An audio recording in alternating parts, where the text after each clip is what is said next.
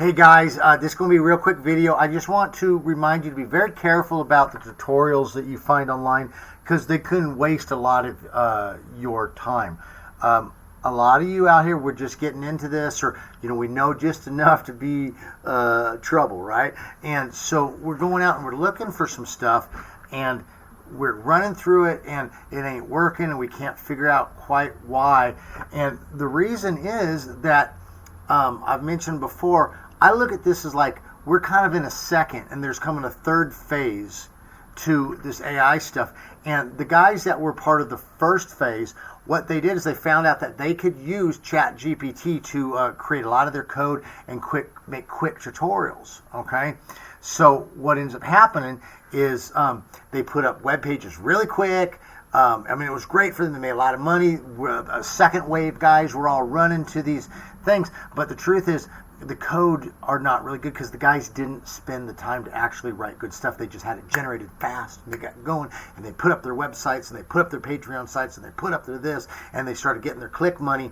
And it's not that the stuff is totally wrong, but it's like there's a lot of errors in the code or stuff that's context that's missing that can make these things difficult. And when you don't necessarily know why, you end up spending a lot of time. Now, I'm the type of guy, I learn by hitting my head against a wall over and over again, and then I finally go, oh, okay, I guess I quit hitting my head on the wall. That's just kind of the stupid way I learn, but I'm telling you, it's not great, and it takes a lot of your time.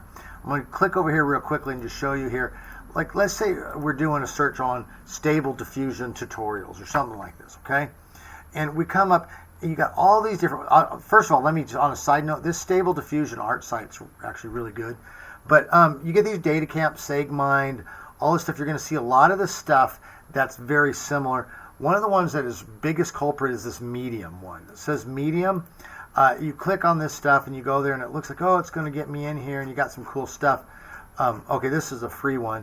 But a lot of the stuff you have to pay $5 to get into using it.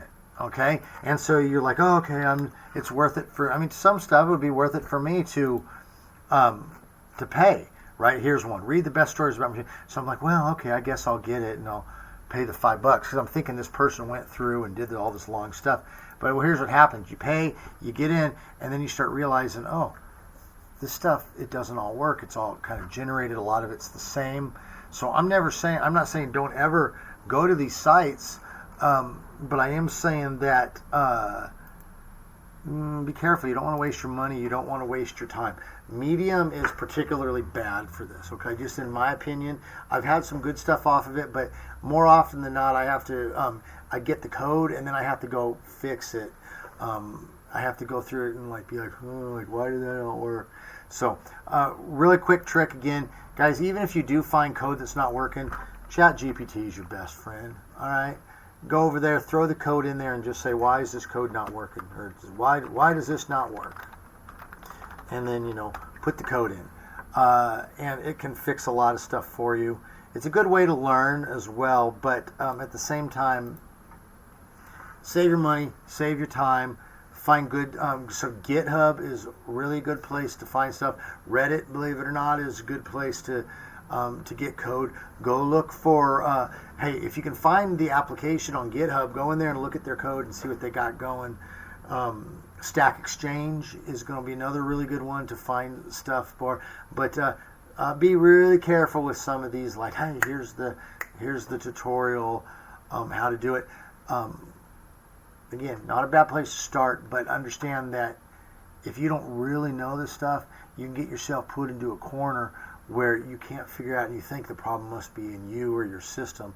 And the legitimate thing is that they've literally kept out code because they were being lazy, okay, or they were making that quick cheddar at your expense. Hey, so also last one, I'm gonna let you go. As you write your tutorials, as I try to do with my stuff, be legitimate. And don't take shortcuts. Use the technology to speed your stuff up, but don't speed it up so fast that you're messing out other people out of their precious time as well. Okay, you stay well. Please hit the like button on this stuff and share it. It helps. So, catch you later.